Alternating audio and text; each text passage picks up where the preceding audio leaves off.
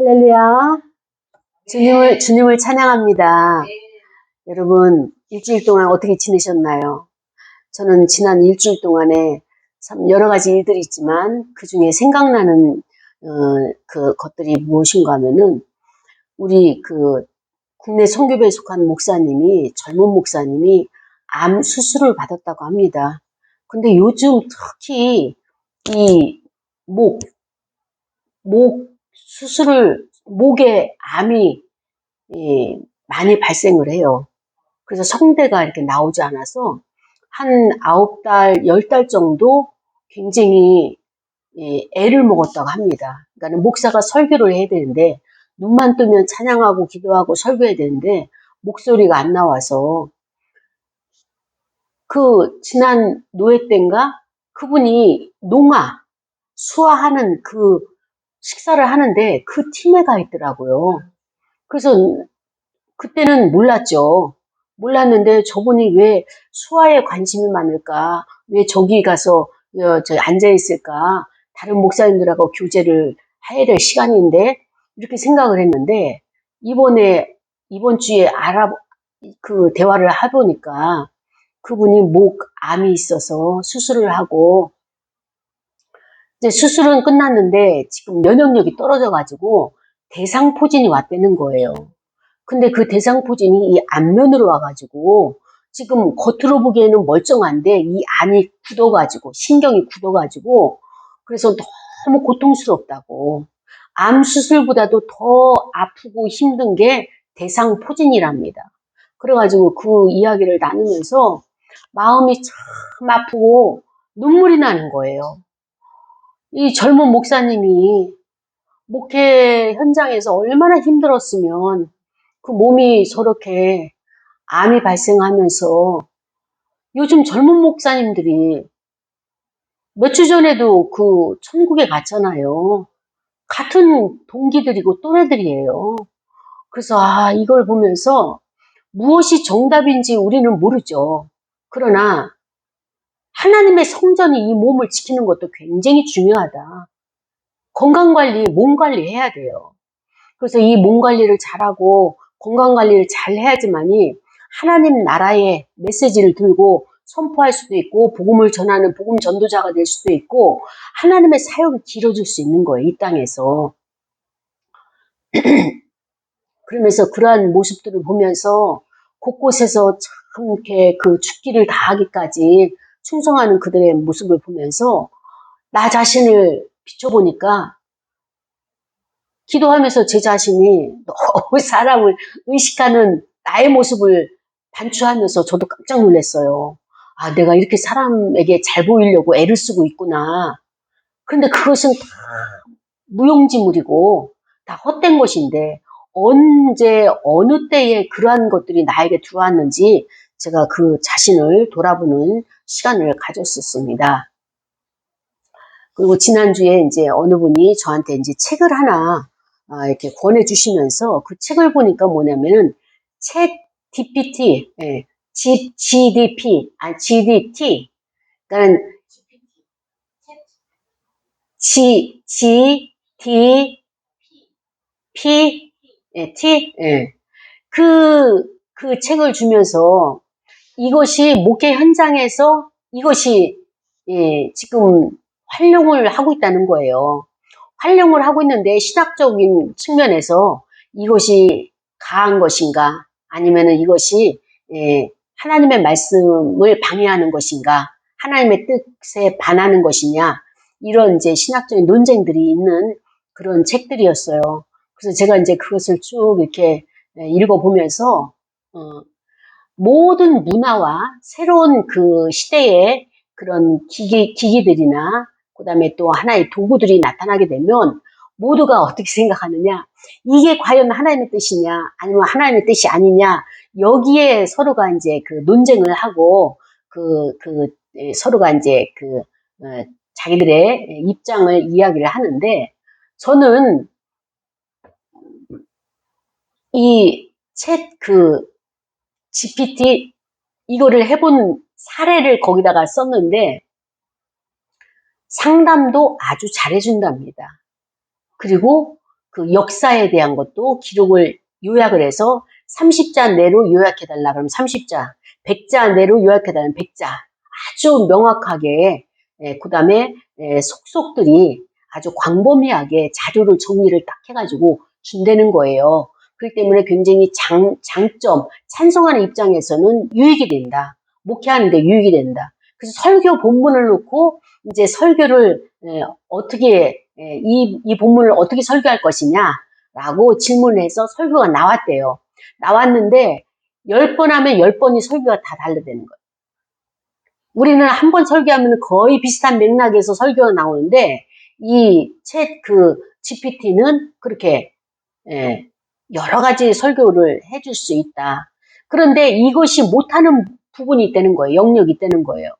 무엇을 못하는가 하면은 기존에 있는 지식과 기존에 있는 그 역사와 그 다음에 성경 말씀에 대한 정리는 잘하는데 실시간으로 사람과 대면해가지고 상담했을 때 순간적으로 그 이동하는 감정의 변화들, 그 다음에 그 마음의 심경의 변화들, 이런 거는 찾아낼 수 없다는 거예요. 할 수가 없다는 거예요. 그래서 이제 이 목회자가 이 GPT에게 질문을 했대요. 사람이 변화되는 거에 있어서 종류를 쫙 해가지고 변화되는 그 문제 해결 방법, 솔루션을 이렇게 제공을 했는데 그러면은 GPT는 변할 수 있습니까? 질문했다는 거예요. 그랬더니 아니요, 나는 변할 수가 없습니다. 다만 변화하는 방법을 알려줄 수는 있습니다. 이렇게 답변을 했다고 거기에 이제는 기록되어 있는 것을 보면서 제가 감사를 했어요. 왜 감사했는가 하면은 이제까지 목회자와 이제까지 교사들은 자기가 가지고 있는 정보를 또 많은 지식을 정리를 해가지고 이제 가르친 거예요. 넣어준 거예요. 그런데 이제부터 시대가 바뀌는데 패러다임이 바뀌는데 어떻게 바뀌느냐? 지식을 그 사람이 정리해준 지식은 이 GPT가 훨씬 잘 정리한단 말이죠. 그러면은 우리의 사역은 무엇이냐? 맨투맨으로 사람과 PT하는 거예요. 사람과 사람 각개전투하는 거예요. 1대1 하는 거예요. 그러니까 이것이 훈련이 되어지고 훈련이 많이 되어진 자가 앞으로 사역에서는 강세가 될 것이다. 이게 나오는 거예요. 이 기계로는 방법론은 이야기해 줄 수 있어요. 기도에 대해서 쫙 나열해 줄 수 있고요. 회개에 대해서 회개의 방법까지도 이렇게 이론으로, 문서로 만들어 줄 수 있어요. 그러나 실질적으로 회개를 해가지고, 그 다음에 그 회개하는 과정 가운데 일어나는 현상들, 변화되는 것들. 그러니까는 가나안 혼인잔치에서 물이 포도주로 변화될 때는 화학작용이 바뀐 거예요. 물의 컬러와 포도주의 컬러가 달라졌어요. 그런데 물의 맛과 포도주의 맛이 달라졌어요.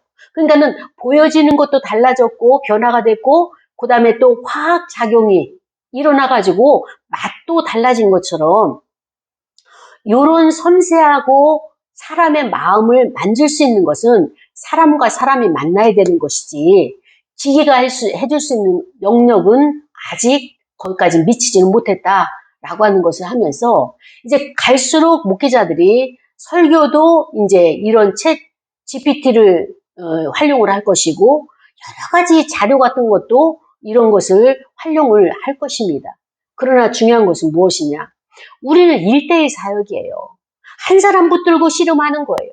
많은 대중이 와도 여기서 훈련된 사람들이 있어가지고 그 대중을 맞이하면서 1대1로 이렇게 섬겨줘야 되는 목회가 이제 열려지게 되는데 대형교회는 아주 큰 대형교회가 되고 작은 교회는 이렇게 1대1로 되어지는 이런 목회 패러다임이 예전부터 예측해 왔지만 실질적으로 우리 피부에 와닿는 이런 목회의 현장이 되고 말았다는 것을 우리가 이제 받아들여야 됩니다.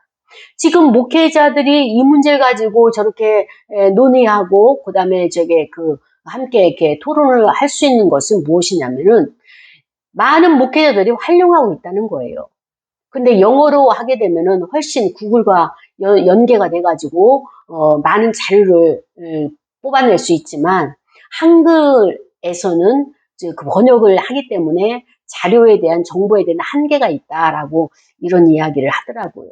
그래서 이제 이분들이 신학자들의 그 염려는 무엇이냐? 과연 이게 하나님의 뜻이냐? 이것을 받아들여야 되는 문제냐? 또 한편에서는 안 된다. 오로지 하나님의 영감, 하나님의 감동 있는 영감만이 이것을 할 수 있는 목회 영역에서 할 수 있는 것이지 그렇게 기회가 만들어준 걸 가지고 할 수는 없다. 이제 이런 이제 측면에서 대립이 반목이 되고 있죠. 근데 이런 서로의 이제 이런 문제는 언제부터 있었는가 하면은 예전에 처음에 컴퓨터가 막 이렇게 등장하기 시작할 때도 똑같은 상황이에요. 이 컴퓨터를 우리가 활용을 할 것이냐? 안 된다. 그건 666이다. 근데 어때요? 우리가 컴퓨터를 활용을 해보니까 컴퓨터를 믿는 건 아니잖아요. 내가 활용하고 이용하고 나의 목회에 도움을 주는 거예요. 나의 하고자 하는 일에 업무에 도움을 줄 뿐이지 이것이 신이 되진 않거든요. 그래서 우리는 어떤 것이 신이냐, 어떤 것이 우상이냐, 하나님보다도 더 집중하고 하나님보다도 더 많은 시간을 거기다가 투자하고 하나님보다도 더 많이 그것을 가까이 할 때 그것이 우상이라고 우리가 이제 정의를 내는 것처럼 그렇습니다.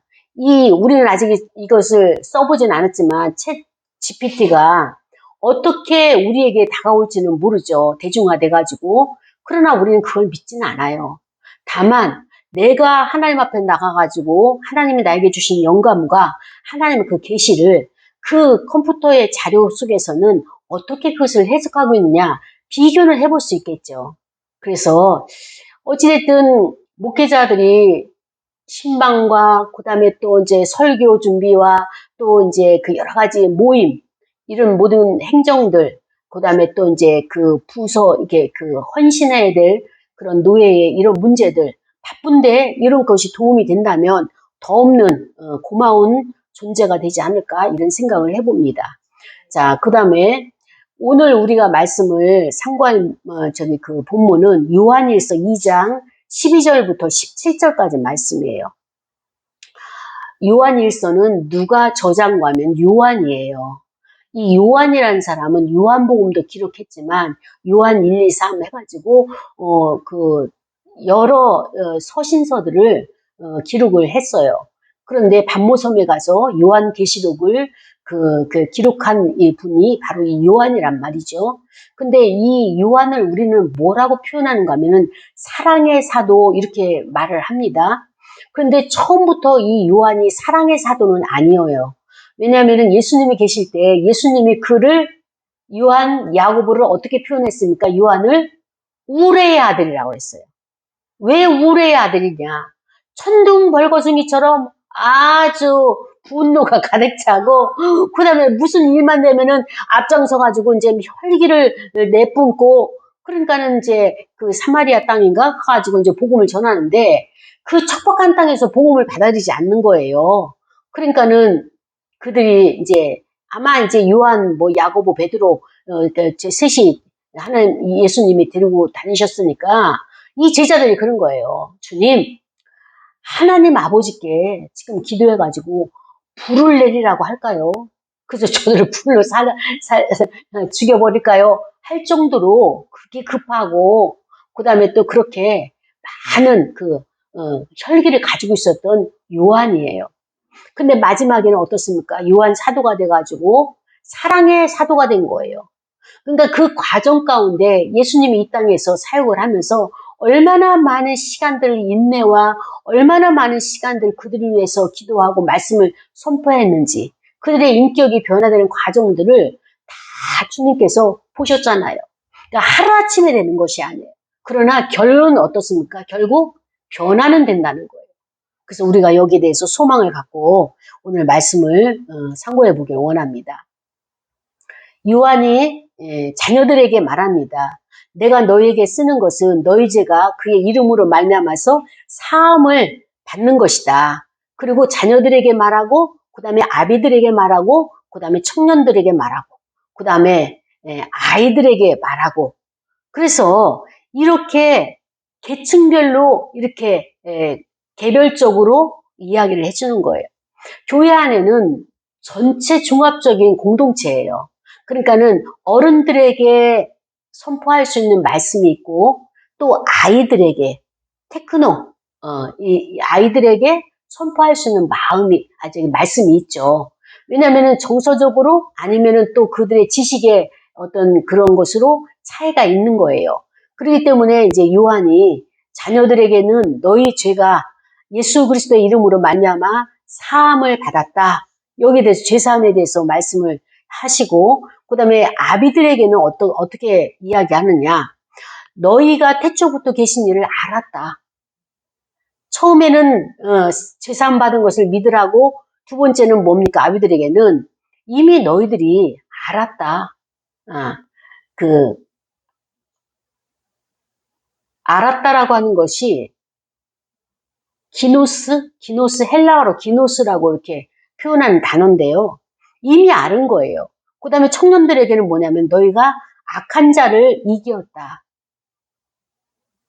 청년들이 자기 정욕을 이긴 것, 자기 내면의 것을 이긴다는 것은 굉장히 어려운 상태죠. 그런데 요한 사도가 청년들에게 내가 너에게 편지를 쓰는 것은 왜 쓰느냐? 너희가 그 악한 자를 이겼기 때문에 알려주는 거예요. 그래서 아이들에게는 너희가 아버지를 알았으며 하나님 아버지를 너희는 알았다. 그리고 또 태초에 계신 이를 알았고 그 다음에 또 하나님의 말씀이 너희 안에 거하시면서 너희가 흉악한 자를 이겼다라고 하는 것을 지금 알려주고 있는 것입니다. 청년들이든 아이들이든 아비들이든 이들은 자기의 상태를 객관적으로 볼 수 있는 눈이 조금 미흡하죠. 근데 사도 요한이 하나님의 말씀에 예수 그리스도의 그 말씀을 통하여서 저들의 상태를 지금 알려주고 있는데 그 말씀이 15절에 이렇게 말씀하고 있어요.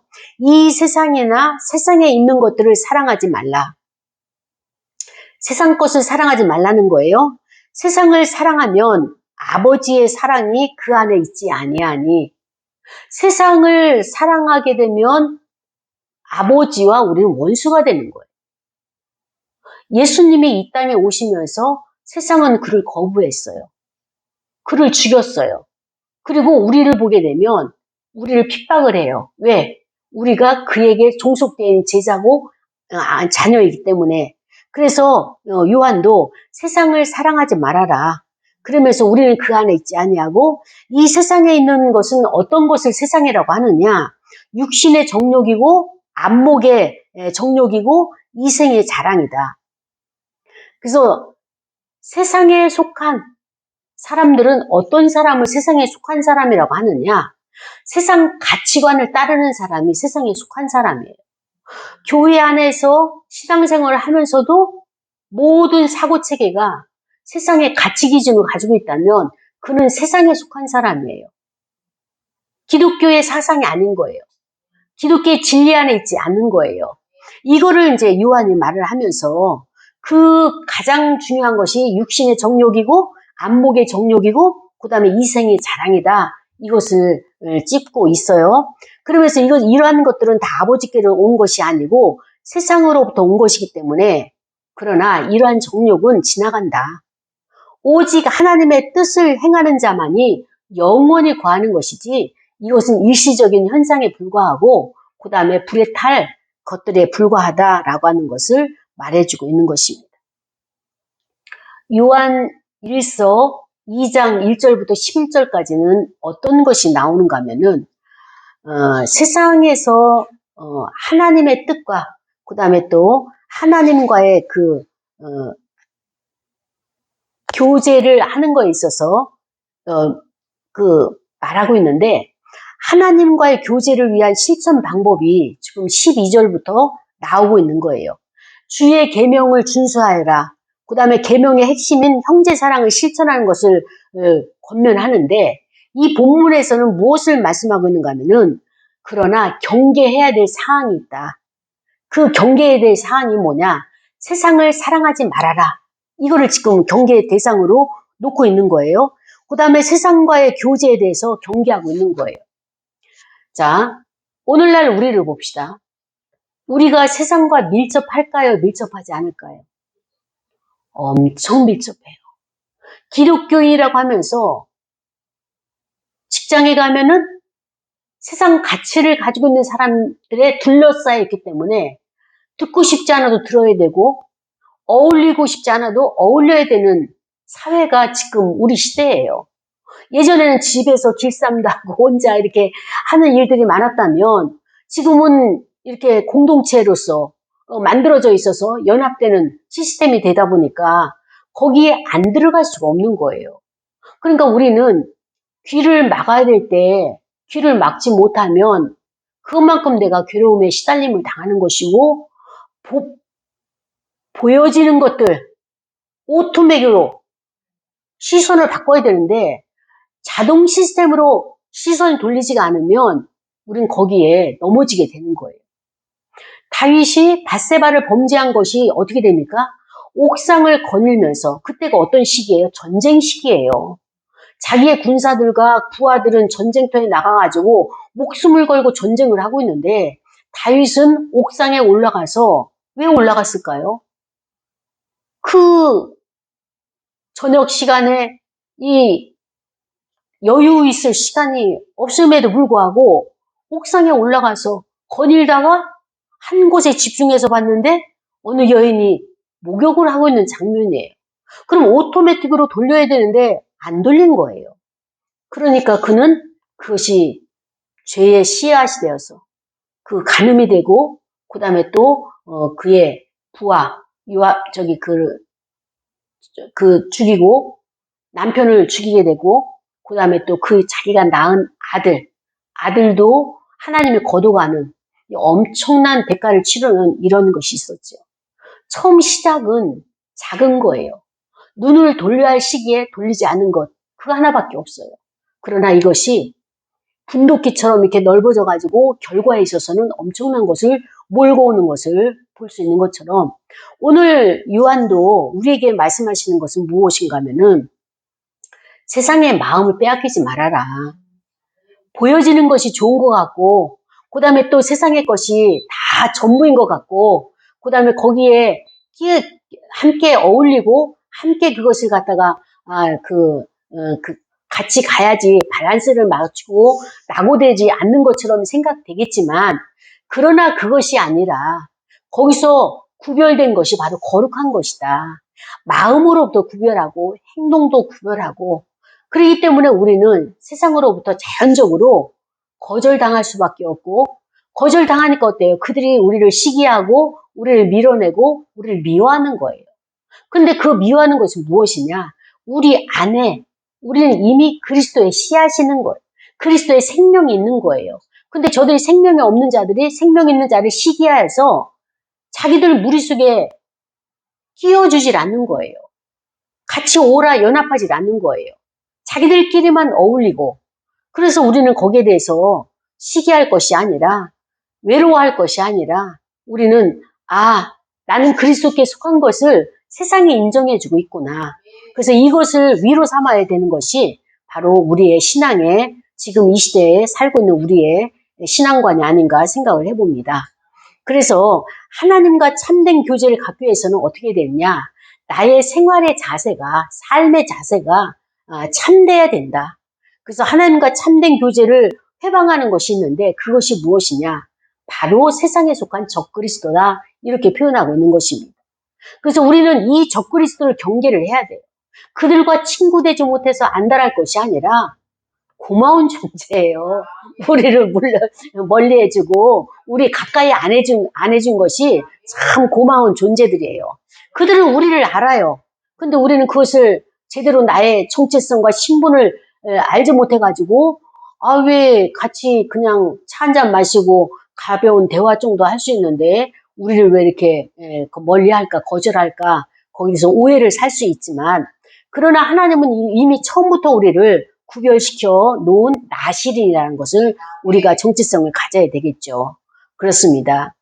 세상은 하나님께서 그 말씀을 통치하여서 그 세상을 다스리기 위해서 만들어 놓은 것이 세상이에요. 요한복음 3장 16절 17절에 보면 하나님이 세상을 이처럼 사랑하셨다고 그랬죠. 그래서 이 사랑하셨다는 것은 구원하시기 위한 하나님의 계획이에요. 그러니까 하나님이 세상을 저주하는 것이 아니라 하나님이 세상을 통치하는 것은 그들을 구원하기 위해서, 출애굽시키기 위해서 하나님이 그들을 세상을 사랑의 대상으로 여기시는 것입니다. 그래서 우리도 세상을 질시하고 멸시하고 짓밟고 에이 더러워 이렇게 할 것이 아니라 그들도 사랑의 대상으로 내가 받아줘야 돼요.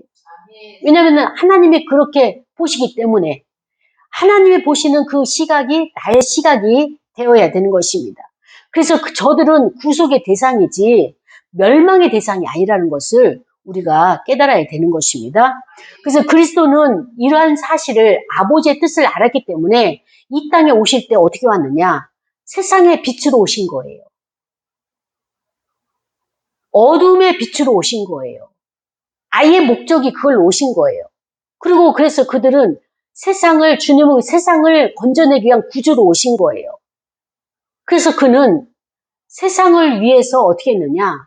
화복 제물이 되는 자기 목숨을 제물로 바친 거예요. 그러니까 오늘날 교회 안에서 신앙생활을 하고 구원을 받았다고 하는 성도가 직장에서의 부딪힘, 모임에서의 부딪힘, 이 갈등이 있죠. 왜냐하면 우리는 다양한 사람들이 모여 살잖아요.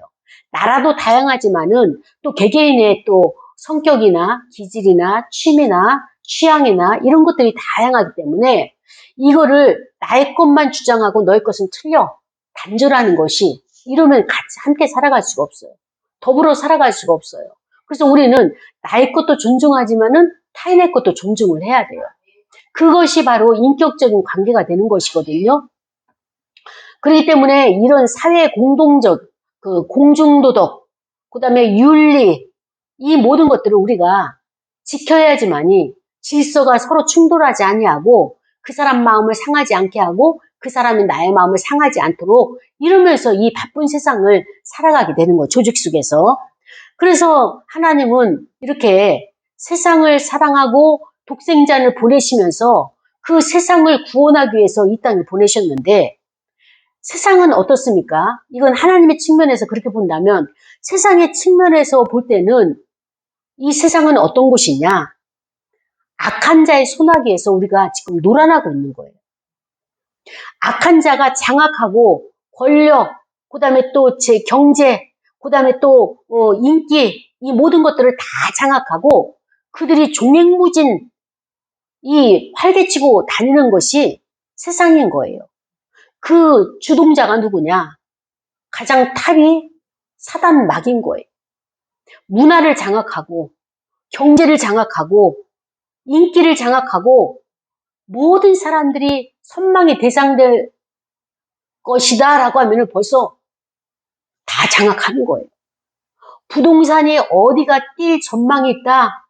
역세권, 지하철 가까이, 그 다음에 또 무슨 저기가 무슨 기차, 무슨 그 고속 기차? 뭐 그런 것이 저기 세워질 곳이다. 지나간다. 그러면은 전부 다 거기에 몰입을 해가지고 경쟁을 하게 되는데 이들의 특성은 무엇이냐? 딱 한 가지예요. 모든 일에 하나님의 일에 반역하는 거예요. 처음서부터 끝까지 모든 배경에는 하나님을 저항하고 하나님을 거역하고 하나님에게 적대감을 갖고 그러니까 하나님의 사람을 만나면 어때요? 반항하고 저항하고 적대감에 눈을 째려보고 무시하고 그들의 수하에 있는 자들도 그들을 따라다니는 자들도 그 영이 있기 때문에 똑같이 하고 있는 것입니다. 이러한 것을 예수께서 요한복음에서 먼저 말씀해 주셨어요. 우리에게 말씀해 주시면서 예수님은 개의치 않았어요. 거기에 대해서 서러워하지도 않고요. 억울해하지도 않고요. 나는 빛이신 하나님께서 빛으로 날 이 땅에 오게 하셨고 내가 세상에 왔을 때 세상이 나를 미워할 걸 뻔히 알았어요. 예수님이 탄생하고 난 다음에 헤롯이 2살 미만 아이는 다 죽였어요. 살해했어요. 명령을 내렸어요. 예수님이 태어나자마자 죽을 것 알고 이 땅에 오신 거예요. 그러나 하나님은 그것을 피해가게 하셨어요. 애굽으로 가지 말라. 거기서 그들이 너희를 또 찾을 것이다. 그렇기 때문에 사이사이에 고비고비에 나라의 정책이 전 세계 모든 정책들이 아무리 힘을 쓴다 할지라도 그 사이사이에 하나님 지혜를 주시고 피할 길을 주시는 것이 하나님이 우리를 통치하시는 방법인 것입니다. 그래서 우리는 큰 것을 보는 것이 아니라 하나님의 세미한 음성으로 방향을 정할 수 있고요. 하나님이 그 골리앗과 같이 아니면은 현실적으로 감당할 수 없고 해결할 수 없는 그 벽과 같은 산과 같은 문제를 만났을 때 그때 하나님께서 지나가는 빛으로 우리에게 알려주십니다. 그렇기 때문에 성령이 민감한 자가 아니고서는 하나님의 이 뜻을 우리가 발견할 수도 없고요. 그 다음에 또 그 하나님의 그 솔루션을 우리가 누릴 수 없게 되는 것입니다. 그렇기 때문에 성도라고 한다면 세상을 사랑하는 것이 아니라 하나님과의 그 내면의 친밀한 교제를 계속적으로 끊임없이 지속해 나가야 되는 거예요. 그런데 하나님과의 이런 관계를 잘 하다가도 잠시 놓칠 때가 있어요. 그 잠시 놓칠 때 어떨 때 놓치느냐? 생각으로 가라지를 뿌려놓을 때 분명히 하나님과 내가 지금 대면하고 기도하고 찬양하고 말씀 묵상하고 있는데 묵상 중에서도 다른 생각이 들어오고 그 다음에 다른 감정이 올라오는 거예요. 이제까지 평안하고 잔잔하고 했던 이 마음이 갑자기 그냥 분노가 올라오게 되고 그 다음에 아니면은 아주 슬픔에 쌓이게 되고 외로움 가운데 처하게 되고 하는 것들이 악한 영들이 이렇게 공격을 하고 있는 거구나 이런 것들을 우리가 분별하는 재료로 삼아야 되는 것입니다. 그래서 이 세상은요 빛과 어둠이 공존을 할 수밖에 없어요. 그러나 우리가 할 수 있는 것은 무엇이냐? 내 마음에 빛과 어둠을 공존할 수 있도록 허락해서는 안 된다는 거예요. 그래서 하나님과 마귀의 지배하에 있는 세상을 동시에 우리가 사랑할 수 없는 것처럼 세상을 사랑하게 되면 반드시 하나님의 원수이기 때문에 하나님께서 슬퍼하시는 거예요. 그런데 어떻습니까? 세상은 우리에게 차별을 둬요. 너는 우리와 함께 했으니까 우리 모임에 있고 우리와 같이 동조를 하기 때문에 같은 공동체라고 생각을 하는데 뜻이 맞지 않는 사람은 밀어내는 거예요. 그 밀어내는 대상이 누굽니까? 약자. 그 다음에 또 어떤 자입니까? 세상에서 좀 무시당하는 모질이. 그 다음에 또 어떤 사람들이 그 자기의 그 멤버에서 소외를 당합니까? 아무리 봐도 자기의 레벨과 같지 않다라고 세상 가치에 이렇게 적법하지 않으면 근데 그 가치라고 하는 것은요 그들이 다 조건을 갖춘 것이 아니라 자기들이 만들어 놓은 이론이에요. 근데 그 이론에 합당한 사람이 누가 있겠습니까? 그러면서 그것을 가져다가 차등을 두는 거예요. 나는 우월하고 너는 하등하고 나는 자격이 있고 너는 열등하고 이거를 사회가 만들어 놓고 거기에 적합한 사람, 거기에 커트라인에 넘어갈 사람 아무도 없어요. 그런데 이것을 세상에서 일어난 이것을 세상의 가치관이라고 하면서 하나님의 진리의 말씀은 이것을 죄라고 말하고 있는 것입니다. 자, 여러분. 우리는 이런 세상에서 살아내야 되고요. 견뎌내야 되고요. 그것이 승리인 거예요. 승리라는 것은 어떤 것이냐? 끝까지 견디는 자예요. 그런데 그들이 나에게 자극을 줄 때마다 내가 반응을 보이게 되면 내가 하나님 앞에 집중할 수가 없는 거예요. 내면에 집중해야 되고 말씀에 집중해야 되고 내 마음을 빼앗기지 않기 위해서 내 마음의 성을 지켜야 돼요. 그러기 위해서는 어떻게 되느냐? 다른 것은 시야를 다른 곳에 두지 말고 나의 안에 계신 주님 앞에 내가 시야를 이렇게 몰입을 해가지고 그 주님을 만나야 되는 것입니다. 그런데 어떻습니까? 이 사회는 너무나 외모 지상주의예요. 그러니까 보여지는 것이 일단 화려하잖아요. 그러니까는 그 외모를 통하여서 자기가 차별되고 받기 싫으니까 자꾸 성형을 하는 거예요. 그리고 우리 사회는 어떻습니까? 미식가들이 지금 대거 등장을 했어요. 맛집이다. 맛있는 음식을 만든다. 그래서 거기 가서 우리가 음식을 먹고 또 그 비싼 커피숍에 가가지고 어때요? 그 메이커 있는 커피를 마시면서 그래야지만이 내가 이 사회에 그 같이 동조를 맞추고 그 레벨에 함께 할 수 있는 함께 거기에 동참하고 있다. 그 위로를 받으려고 자꾸 그런 것을 마시게 되고 그 자리에 가게 되는 거죠. 거기서 더 나가서 어떻습니까? 명품백을 들어야지만이 나는 그래도 이 시대의 첨단을 걷고 있는 사람이다. 유행에서 뒤떨어지지 않는다. 이런 자기 마음을 위로하기 위해서 그 허세, 겉으로 포장하고 겉으로 보여지는 것을 자꾸 단장하는 것이 이 세대의 특징이란 말이죠. 거기서 끝나는 것이 아니라 어떻습니까? 이 세대는 어떤 집이 더 좋으냐, 어떤 아파트가 더 좋으냐, 그러면서 겉으로 보여지는 이 모든 것을 최우선으로 여기는 시대가 바로 오늘날 이 시대인데, 어떤 옷을 입어야지 명품 옷이냐, 사실 자기 몸에 가장 잘 어울리는 옷이 가장 최고의 옷이거든요. 그런데 우리는 메이커 있는 옷, 브랜드 있는 옷, 브랜드 있는 신발 이런 것을 겉의 치장은 너무나 열심히 잘하는 거예요. 겉 치장을 잘하는데 이 겉에 있는 치장은 모두가 어떤 것이냐면은 불에 타서 없어져 소멸될 것이에요. 그러니까 우리가 이 소멸될 것에 시간을 많이 들이고 시간을 어떻게 많이 들였냐? 그것을 사기 위해서는 돈을 벌어야 돼요. 돈을 벌기 위해서는 하루에 8시간 동안 직장에서 일을 해야 돼요. 수고하고 땀 흘리고 이런 그 이해관계에서 충돌이 있으면서 힘들고 상처받고 아프면서 그 많은 시간을 투자해가지고 노동의 대가로 돈을 받아내가지고 그걸 가지고 거기에 투자를 하고 거칠에 회칠한 무덤을 만드는데 그리고 위선적으로 경건의 모양만 포장하는데 이거를 사용하고 있는 이 시대의 신앙인의 모습은 아닌가. 세상에 있는 사람들은 이렇지가 않아요. 그들은 아예 그리스도 안으로 들어오질 않았기 때문에 구원의 반열에 세워져 있지 않기 때문에 그들은 아예 그냥 불신자라고 이방인이라고 구별해 놨어요. 근데 우리는 구원받았어요. 예수 그리스도를 영접했고 그분이 나의 구원자가 되시고 구세주가 되신다. 신앙의 고백도 해요.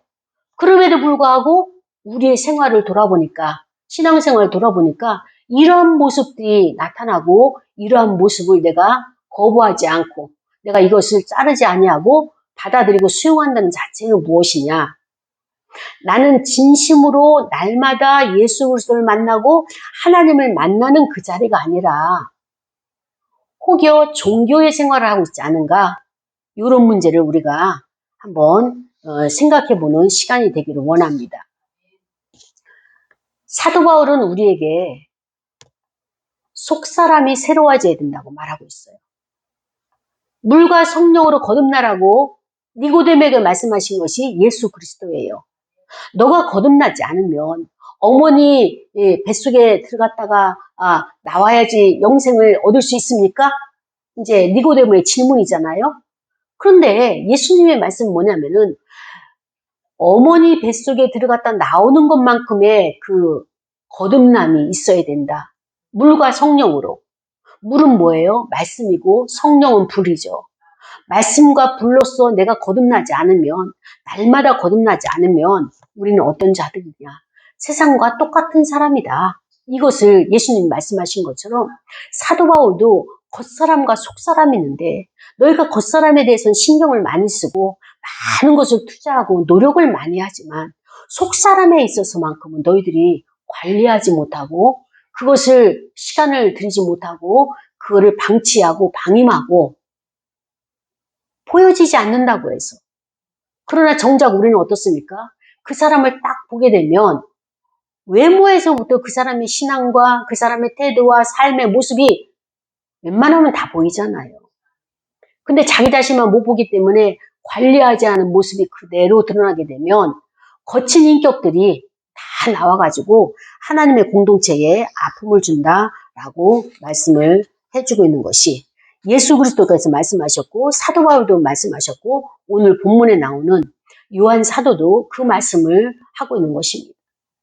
그러면서 사도 바울은 이렇게 이야기해요. 이 세상은 우리가 하나님이 공평하게 만드셨고 우리는 모든 사람들을 다 평등하게 받아들여야 된다. 그것이 하나님의 뜻이 이 땅에 이루어지는 거거든요. 그것을 순종하는 자는 하나님의 통치 아래 있는 거예요. 우리의 나라는 이 땅에 속한 나라가 아니라 하나님의 나라에 속해 있고요. 그래서 우리는 그 나라를 지금 지켜내는 것이고요. 그 나라의 통치권자는 하나님이시란 말이죠. 주권은 하나님이신데 하나님의 그 주권을 내가 인정하고 순종해야 되는데 인정하지 않고 순종하지 않을 때는 나는 하나님의 자녀로 가면서 사실적으로는 아니라는 것을 지금 성경이 우리에게 말씀해 주고 있는 것입니다. 자, 우리가 왜 이렇게 말씀대로 살지 않냐고 말씀이 아닌 것을 말씀인 것처럼 붙들고 있느냐. 이 땅을 살아가는 데는 모두가 공평하게 살아가요. 그리고 예수 그리스도께서도 이 땅의 통치자가 아니라 하나님 나라의 통치자로 하나님께서 세우셨어요. 그래서 그분은 반드시 우리를 찾으러 지금 처소를 준비하고 계시면서 찾으러 오실 텐데 그 나라에 가게 되면 어떻게 되느냐? 그때는 달라지는 거예요. 그 나라는 정말 차별이 있는 나라예요. 그때는 달란트를 5달란트, 2달란트, 1달란트를 줬지만 그때는 5달란트 받은 자에게 1달란트를 더 얹혀주는 그런 나라가 되고요. 그래서 해의 영광이 다르고 별의 영광이 다르고 달의 영광이 다르지만 별과 별의 영광이 또 다르다는 거예요. 그 결정은 이 땅에서 일어나는 거예요.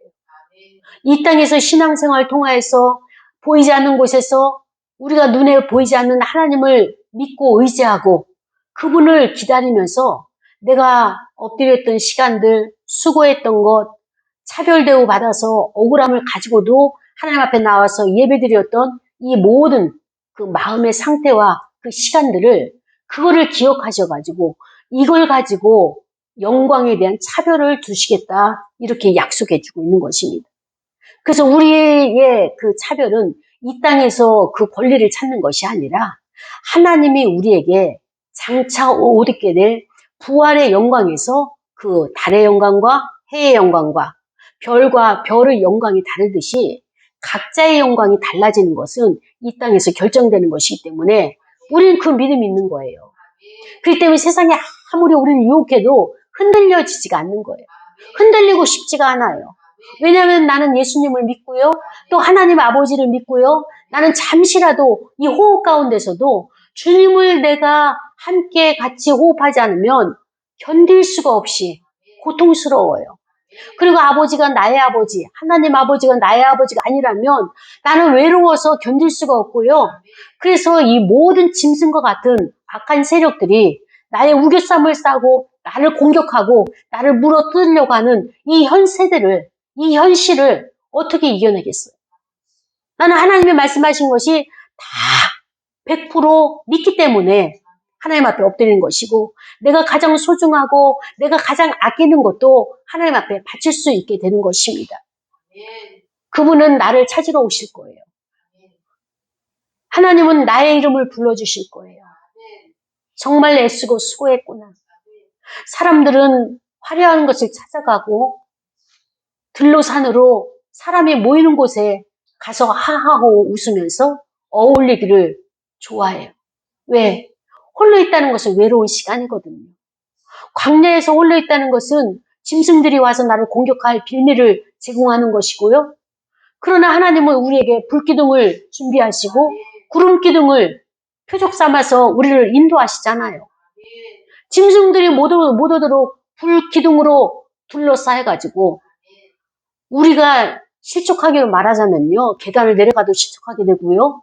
그 다음에 또 짐승들이 우리를 공격하게 되면요. 물어뜯는 것은 삽시간이에요. 그러나 오늘날까지 건강하게 왔고 또 오늘날까지 맡겨진 일들 잘 감당하시는 지혜를 주신 분이 하나님이시고 그 모든 것들이 불기둥으로 우리를 보호해 주셨다는 하나님께서 우리에게 사인이잖아요. 이런 하나님의 움직이신 하나님의 나를 사랑하시고 나를 위해서 일하시는 그 하나님의 나는 보이는 거예요. 나는 이것이 나의 믿음이에요. 우리는 이런 믿음을 가지고 있는 사람들이 모여서 지금 고백을 하고 예배를 드리고 있는 것입니다. 하나님 정말 감사해요. 그래서 그 말씀이 나는 100% 믿어지고 그 말씀대로 나는 앞으로도 계속 이 말씀을 붙들고 살아갈 것이고 그렇기 때문에 하나님께서 나의 마음 가운데 함께 하시는 그 말씀을 가지고 우리가 마음에 동기를 보시는 그 하나님으로 인해서 내가 실족하지 않을 것이다 라고 고백을 하면서 이 말씀을 받습니다. 그렇습니다. 우리가 살아가는 이 시대는 너무나 많은 세대들이 흔들리고 있어요. 이 흔들리는 것이 세상에 보여지는 화려함이 너무 크기 때문에 그것이 다인 줄 알고 불나방처럼 거기에 쫓아다니고 못 들어가서 안달인데 사랑하는 여러분, 우리는 하나님이 보여주신 오늘의 보여진 이 모든 시야가 구속사적인 관점을 이 마음을 하나님의 마음을 가지면서 세상을 향해서 통곡할 수 있는 이 눈이 열려야 되고 가슴이 있어야 되는 것이에요. 이것을 저와 여러분에게 오늘 주셨으므로 우리는 흔들리지 않는 세대가 흔들리는 세대를 나가서 출애굽하는 이 사명을 감당할 수 있게 해달라고 통성으로 기도하고 그것은 가장 가까이에서 작은 단위의 가정서부터 이것을 감당할 수 있도록 길을 열어달라고 통성으로 기도하시겠습니다. 하나님 아버지 감사합니다.